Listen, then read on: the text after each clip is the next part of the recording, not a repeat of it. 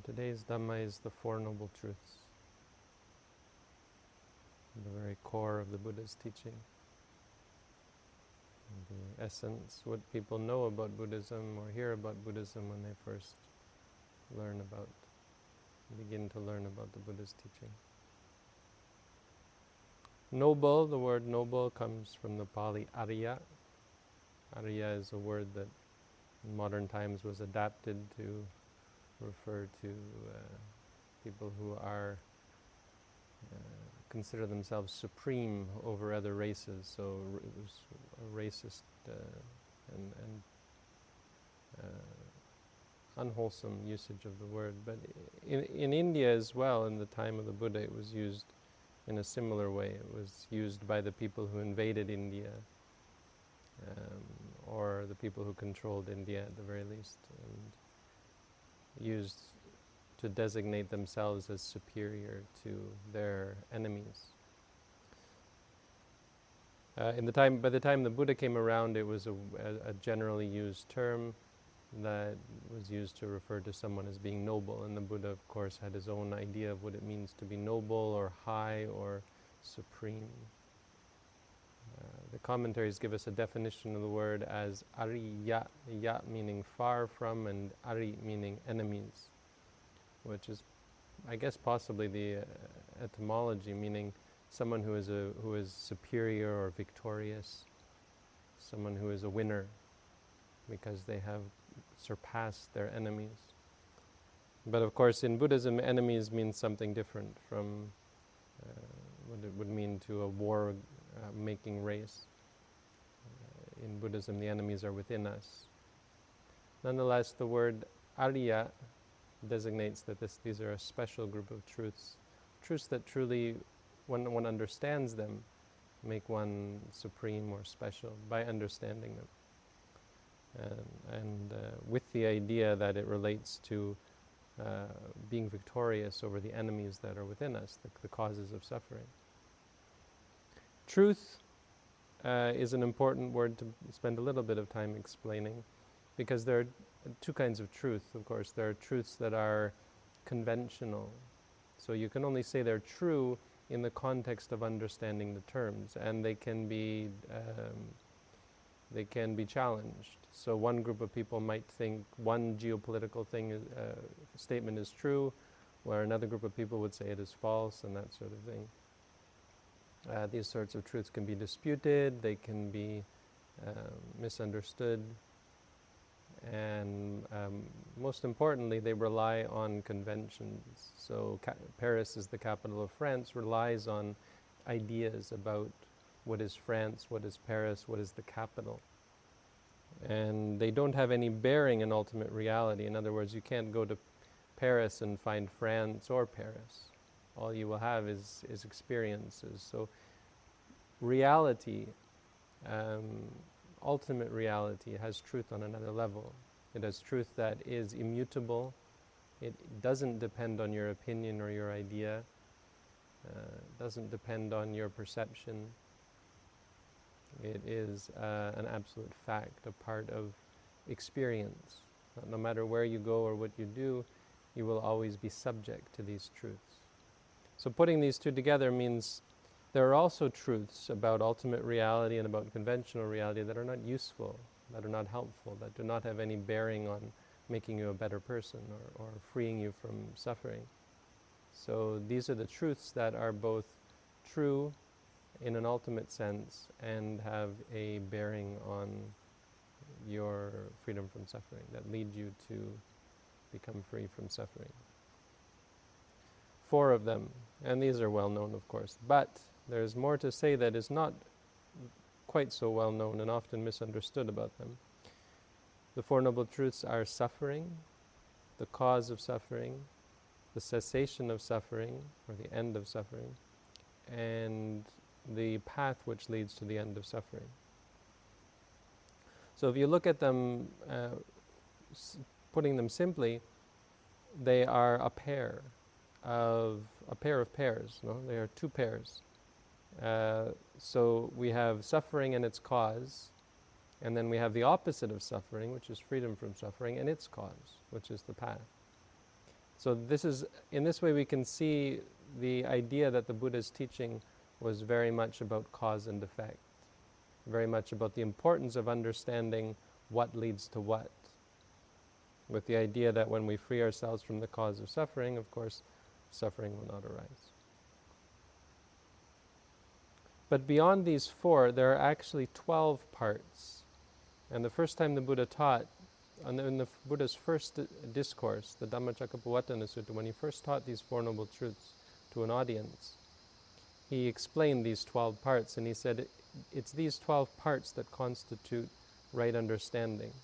And to understand the Four Noble Truths and to truly have become accomplished and have taken the Four Noble Truths in yourself, it requires understanding of all 12 of these.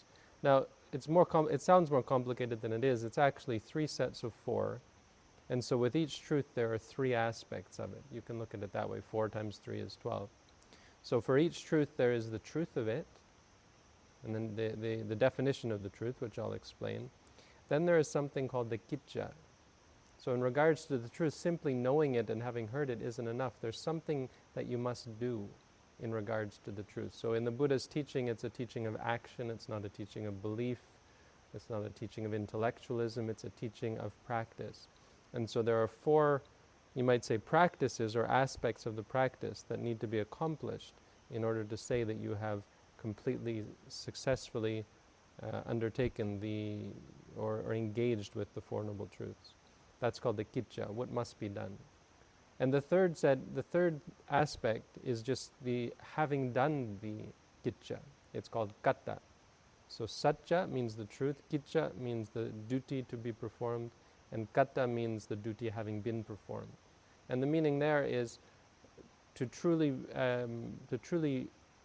become accomplished with the Four Noble Truths, you have to have accomplished the kicca. Once you have done it, then you are at the state where you have completely completed the practice relating to the Four Noble Truths, and you have come to freedom from suffering. Sacca, kicca, and katta. So, for the first Noble Truth, it's called the truth of suffering. There is the sacca, there is the kicca, and there is the katta, and so on with the others. But for dukkha, the truth of suffering, the truth of it is that there is suffering. The truth is not that life is suffering or that everything is suffering. The truth is that there is suffering. This is the teaching of the Buddha that often gives Buddhism a bit of a bad name. It leads people to think of Buddhism as pessimistic. And to some extent that says a lot more about the nature of society and ordinary ways of thinking than it does about Buddhism. Our idea that any thought of approaching, discussing, or analyzing, or teaching about suffering is somehow pessimistic. Why? Because the ordinary way is to do everything you can to run away and avoid suffering, to find ways to help yourself forget about and not have to think about things that are unpleasant. Our way of dealing with suffering is to avoid it. But this is not the teaching that the Buddha gave on, this is not dukkha sacca, this is not the truth of suffering. This is called dukkha vedana.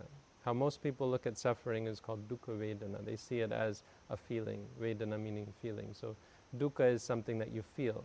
And the solution to dukkha vedana is to not feel it, to find ways to avoid it. When you have physical pain, you adjust your position, or you take medicine, or you engage in some activity that frees you from that suffering. When you have mental pain, you find ways to distract yourself, or take medicine to make you feel better, take drugs, alcohol, that sort of thing. Or in any other ways, find ways to distract yourself or avoid the experience. But this is not the way out of suffering, and obviously this is not the solution to life's problems. The second way of looking at suffering is called dukkha sabhava. And this is suffering as a inevitable aspect of life. Sabhava meaning something that exists in and of itself, that it's immutable, that you can't avoid, you can't run away from. And it's this idea, this perception of suffering that leads people to begin to practice. They haven't realized the truth of suffering, or this isn't the truth of suffering, but the Buddha included this in his explanation about the truth of suffering, because this is what leads people to understand the truth of suffering. When they start to see that life has suffering in it, and you can't avoid that. Hunger, thirst, the need to urinate and defecate, old age, sickness, death. These are all aspects of life that make suffering inevitable, something that you can't avoid, something that is present for everyone, and it's just a fact of life. So it's this kind of realization that helps people begin to ask questions, that if that's the case, how do I become free from suffering? How do I find the truth and the way out of suffering? And this is what Buddhism deals with. So Buddhism can be seen, rather than being a pessimistic sort of religion, it's a pragmatic sort of idea or teaching, in that just as a doctor teaches people or finds ways to help people free them from physical suffering by talking about their illnesses and by dealing with and analyzing and understanding their illnesses.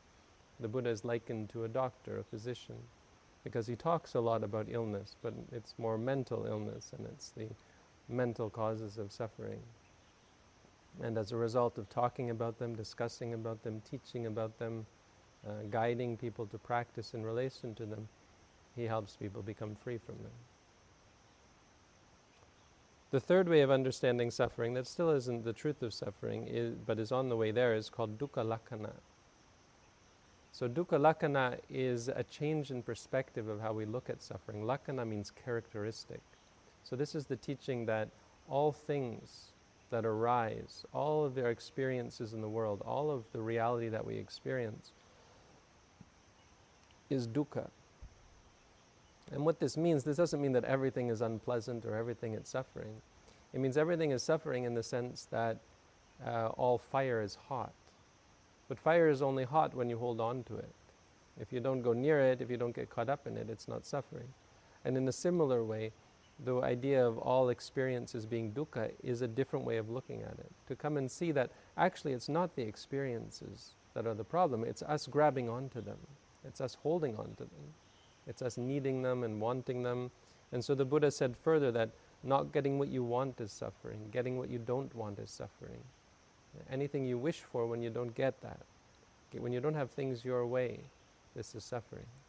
And so our chasing after things and clinging to things is what's suffering. Ultimately, the Buddha said, in regards to this third way of looking at things, that the 5 aggregates of clinging, this is the body, the feelings, memories, thoughts, consciousness, or recognition, thoughts, consciousness, these are all the aspects of experience, are dukkha.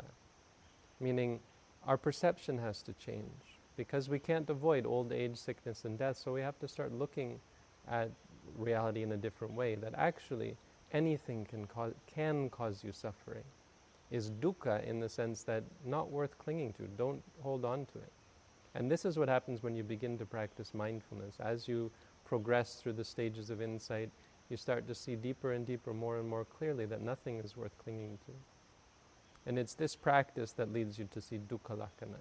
Everything you pay attention, you observe in the practice of mindfulness, you come to see as not worth clinging to. But finally you come to dukkha sacca. So dukkha sacca is the truth, or the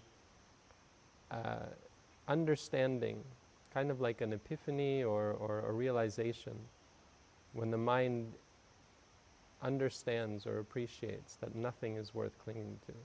So it's the natural outcome of seeing the characteristic of suffering in everything, is that eventually you come to believe that everything is dukkha, meaning nothing is worth clinging to, meaning that the real problem is not the things themselves, but it's the clinging. And that's where we get to the second noble truth. So the first noble truth is the truth of the nature of suffering and what it is. Now, what we should do about the first noble truth, this is the kicca, right? Normally, when I ask this question, what do you think is the duty you must do in regards to suffering, people will even knowledgeable people about Buddhism will say, well, you should escape or become free from suffering. And that's not a bad answer, but it's not actually correct. It's not technically correct. And the problem is that if you take that as your practice to escape suffering, then you're back at square one, where you're running away from things, where you're trying to escape them. It's true that we want to become free from suffering, but the way to become free from suffering is actually not to run away from it. So the duty in regards to suffering is not to become free from it or run away from it or escape it. The duty is what the Buddha said is parinyaya, which means one should see it, should understand it thoroughly or completely understand suffering. And so this relates to what I was saying about how one truly comes to see dukkha satcha through the practice of mindfulness, is that one actually pays attention to these things that are dukkha, that are not satisfying, that cannot satisfy, that are not worth clinging to. You have to show yourself that they're not worth clinging to by paying attention to them. So suffering is not something to run away from, it's something to approach, to face. If you face it, that's the only way you can come to understand it, and the only true way to become free from it. The goal is freedom from suffering, it's not to suffer. However, we teach people mindfulness rather than giving them practice that distracts them from experience, distracts them from reality. We have them focus on reality, focus on experience. And by focusing on these very real aspects of experience and aspects of reality, people come to free them from those very things by familiarity, by knowledge, by understanding of them. When you come to see that it's actually not these things that are causing us suffering, it's our lack of understanding of them, it's our misperception of them. Oh, this is worth clinging to, oh, this will make me happy, when in fact there's nothing among the things that we experience that can make us happy, that can lead to satisfaction. So the kicca in regards to suffering is to fully understand it. And this is, of course, by paying attention, which we do through the practice of mindfulness. Katta, of course, relates to kicca, so once you have done that, in fact, once you have done that for the first noble truth, you have accomplished all the other four. So there's not much to be said about the third aspect, just once you have accomplished the duty in regards to all four of them, then you can be said to be enlightened, truly accomplished in regards to the Four Noble Truths. The second noble truth, which I've already alluded towards, relates, of course, directly to the first one, the cause of suffering. And the idea of a cause of suffering, as I've said, implies that the suffering itself isn't the problem. There's something else that is causing you to suffer. The things that we experience are not the problem. The Buddha said the cause of suffering is tanha. Tanha meaning thirst, or more simply desire, craving, that which leads to attachment, which leads to clinging, which leads to needing, which leads to expectation, and eventually which leads to suffering when our expectations are not met, or when they require us to behave in ways that we wouldn't otherwise. So hurting other people, manipulating others to get what we want, lying, cheating, fighting, all of the things we do to get what we want are caused by this desire. And there are three kinds of craving, or tanha. This is kama tanha, bhava tanha, and vibhava tanha. And the separation here, the division here, is a little bit artificial, but you can think of it as a sensual craving or an intellectual craving. So the idea is, kama tanha means sensual desire or sensual craving, means related to things that you like or you want. This is simple to understand. You see something, it brings about craving. You want that or you like that. You hear something, you smell, you taste, you feel. Any of these experiences that you have, it evokes a feeling of desire, a feeling of craving. And as a result, you seek out that experience again and again, and you hurt yourself eating food that you shouldn't, or engaging in activities that lead to greater stress and suffering, and chasing after these things which require you to work hard and exert yourself in ways that cause stress and suffering as well. The first one. The second two, bhava tanha and vibhava tanha, you can think of as more intellectual kinds of cravings. So bhava tanha means desire for something to be, and vibhava tanha means desire for something not to be. So for example, someone who doesn't want to be reborn again, this is how the commentary talks about it, when you wish for when you die that there will be nothing, or you want to kill yourself thinking that there is nothing. This is vibhava tanha, a very extreme example. Bhava tanha would be the opposite, where when you die you want to go to heaven, for example. But these two are honestly in play constantly throughout our lives. Anytime you want something to be, wanting to be rich, wanting to be famous, liking the idea of something, this is bhava tanha. Not just wanting to be reborn, though that's of course the big one.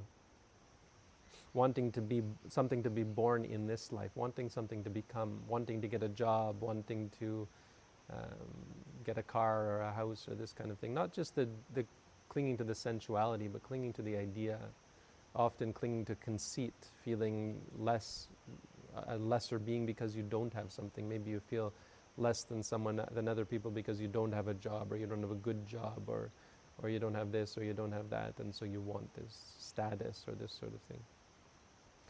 And vibhava tanha is the opposite. Something exists in your life and you want to get rid of it, or simply put, something exists in your experience and you want to get rid of it. Maybe you want to get rid of some physical feature, maybe some mental feature, wanting thoughts not to arise when you're thinking this about the past or the future, and you think, oh, I wish I didn't think this. This is vibhava tanha, wanting something not to be. Even wanting sensual experiences not to be. If you hear sounds and you want them not to be, too many sounds, too much noise, that sort of thing. Sight, sound, smells, anything like this. Bhava tanha and vibhava tanha is the desire for things to be and not to be. All of them, it boils down to wanting things to be other than what they are. Even with sensual craving, it leads you to want to attain and maintain these experiences. It brings you out of sync with reality, or out of touch with reality, out of harmony with experience, because experience is unpredictable and isn't dependent on your wishes. So for a person who is free from craving of any kind, they have no issue with the way things are. Whether reality goes this way or that way, they have peace because they don't have the need for it to be otherwise. And this is the essence of why there is suffering. Suffering is because we don't get what we want, and because we want things we don't have, and that sort of thing, because we're not content and at peace. So in other words, our experiences, our reality, isn't what causes us suffering. It's our perception and our reaction to reality. Us trying to change things, trying to fix things. It's why in mindfulness we tell people to do something quite unique, and that's to face and look at what is actually there. To try to cultivate a perception of things just as they are, without needing them for them to be otherwise, or needing for them to stay as they are. And learning how to appreciate that reality isn't going to listen to you anyway, and reality is unpredictable, and it's not worth clinging to. Nothing is worth clinging to. So this is the truth of the cause of suffering. Now the kicca here, you don't in fact have to do anything in regards to the second one, because by understanding the first one clearly, you accomplish the second one, the second duty automatically. The second duty is to abandon craving. And why does it happen automatically? Because when you see that something is suffering, in other words, not worth clinging to, well, it says it itself. If you see that it's not worth clinging to, you obviously aren't going to cling to it. We only cling to things because we think they're worth clinging to. So when you see things as suffering, when you truly understand, and this is why suffering is so important to pay attention to, because again, when you truly understand it is suffering, you let go of it. And this is how we accomplish the kicca of the second one. The first and second are accomplished by the same practice. And again, katta means you have done it. Once you have freed yourself from suffering, well, then you attain the third noble truth. So the third noble truth is called the cessation of suffering. It's the opposite of the first one, you can say. It's the experience of cessation, what we often call nibbana. So there are different kinds of cessation. One who is practicing any sort of meditation often experiences very profound states of peace and calm. And it might seem like those are some kind of cessation of suffering. It's not technically true, because those things that you're experiencing are still suffering, in the sense that they too are not worth clinging to. So true freedom from suffering is the freedom from any sort of experience whatsoever. It's the cessation, well, any sort of arisen experience. So it's an experience of true cessation, where there is no seeing, no hearing, no smelling, no tasting, no feeling, no thinking. You aren't even aware or remember it. You only have complete cessation and an appreciation of it after the experience has ended. But this cessation of suffering comes about with the cessation of craving. So the definition of the cessation of suffering, as the Buddha said, is with the cessation of craving, there comes about the cessation of suffering. So as this happens in practice of mindfulness, you'll be paying attention to the body, to the feelings, to the thoughts, to the experiences, emotions, and that sort of thing. And you'll see more and more clearly that they are impermanent, unsatisfying, uncontrollable, until finally craving ceases. The seeking out comes to an end as a result of seeing the First Noble Truth. Nothing is worth clinging to. It's not just this thing is not worth or that thing is not worth. There comes about the realization or the perception, no thing is worth clinging to. And that moment, it's not intellectual. I can express it intellectually, but it's a visceral experience. This feeling that clinging is just not worth it, and then the mind enters into cessation. There is experience of freedom from suffering. The benefits of freedom from suffering, the idea of the experience of nibbana, is that it frees you from the continuation of craving, because this epiphany that you have, or this perception of nothing being worth clinging to, is it's reaffirmed by the experience of nibbana as being truly peaceful. After the experience of nibbana, when one has experienced what we call maggaññana, palaññana, one will have a sense of true peace that is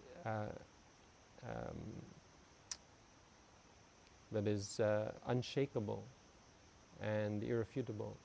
So one will have a sense that, a deep sense that nothing is worth clinging to. One will have less of an attachment, less of a desire for things because of the comparison.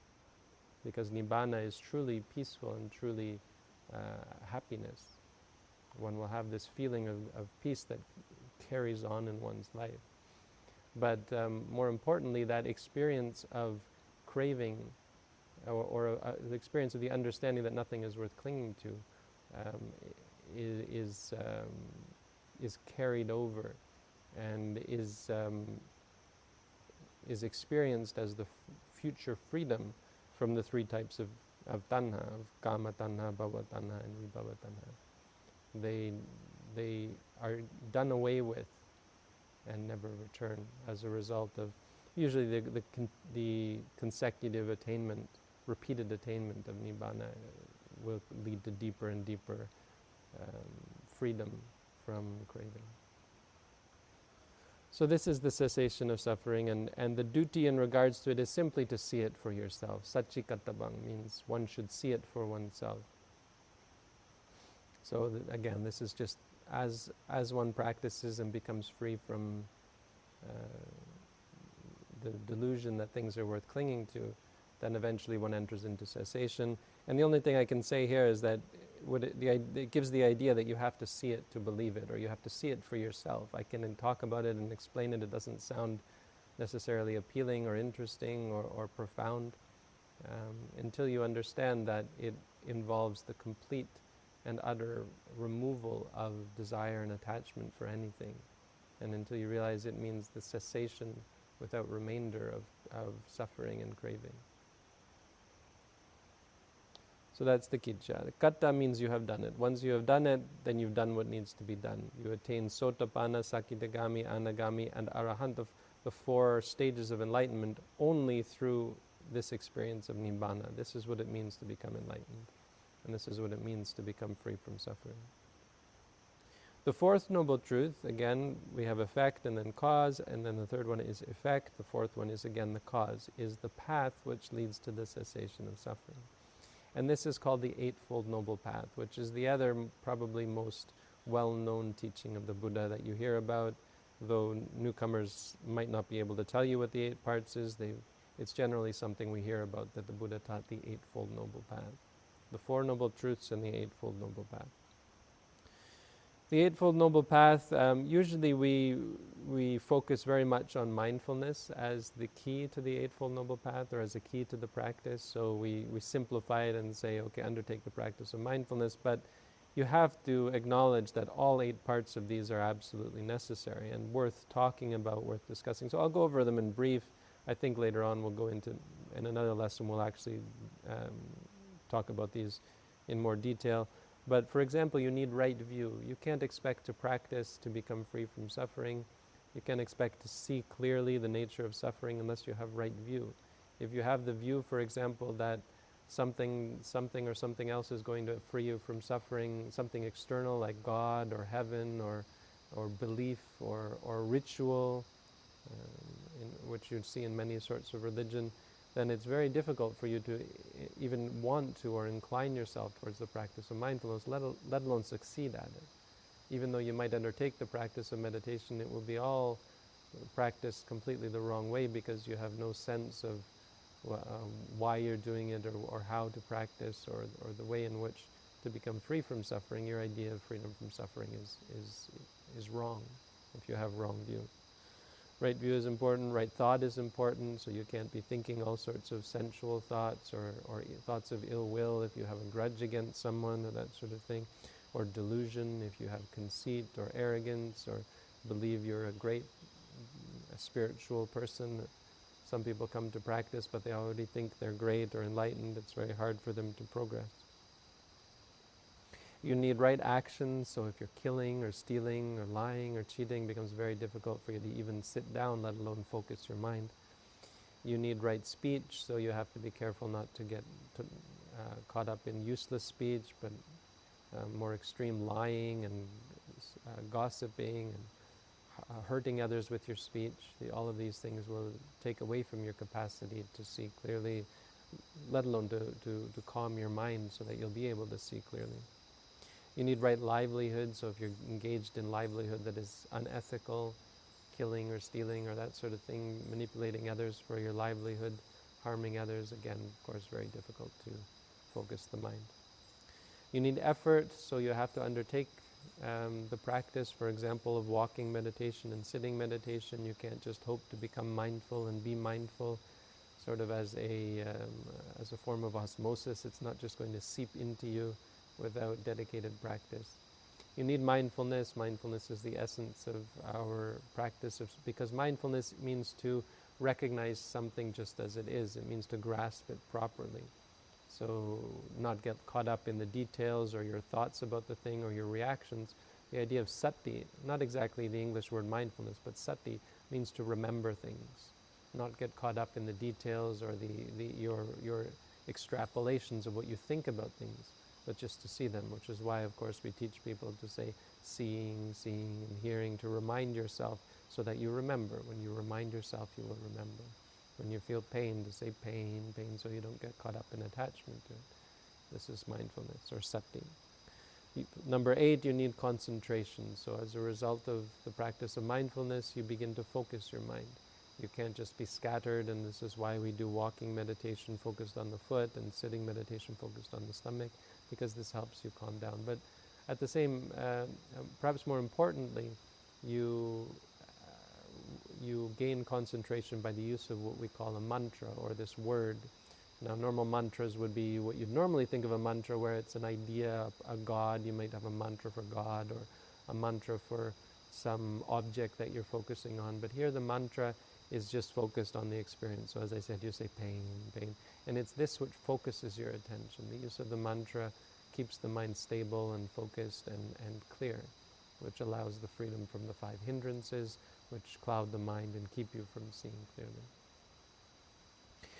The Eightfold Noble Path, the path which leads to cessation of suffering, the 4th Noble Truth, the kicca, the duty to be done in regards to it, is the cultivation. So all 8 factors should be cultivated. They're simply understood in a condensed form as sila, samadhi, and panya. So sila being ethics, samadhi being focus or concentration, and panya being wisdom. And they can be seen to go in that order. So whereas you need right view to start with, you only attain true right view at the end. So in the beginning, you learn about right way to practice, wrong way to practice, what is true and what is not true, but you learn it intellectually. And then you're told about sila, and you begin to practice sila. You're ethical, not killing or stealing or so on. And as a result, your mind is able to focus, and you're able to cultivate true sila, means keeping your body and your speech quiet and focused. And then you cultivate samadhi, which is concentration. As a result of that, you begin to see clearly, as I've said, about the three characteristics, and that is the realization of wisdom, or panya. And these are the three trainings. So this is how we cultivate the Eightfold Noble Path, practically speaking, in a very brief, condensed form. And this is the Fourth Noble Truth.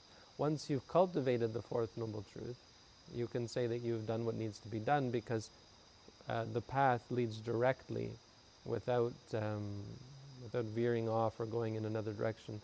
Practiced directly, the path leads to the cessation of suffering. And so they can be seen to come together. The true path is the moment before you attain freedom from suffering, because up until that point, maybe you were sometimes on the path, sometimes off the path, but you know you're truly on the path at that last moment. That last moment is the moment which leads to the cessation of suffering. It's when the mind enters into cessation, because it sees nothing is worth clinging to. When you have that moment of seeing them and appreciating and perceiving that nothing is worth clinging to, that is called the attainment of the path, or becoming in line with the path. And then you enter into the cessation of suffering and free yourself from the craving and suffering of samsara. So the Four Noble Truths, really the essence of Buddhism. It's something that we study in various ways, and something that we try to incorporate into all teachings in some way or other. We're always talking about the Four Noble Truths, even though we may not name them such or enumerate them. We're always talking about the causes of suffering, that suffering comes from craving.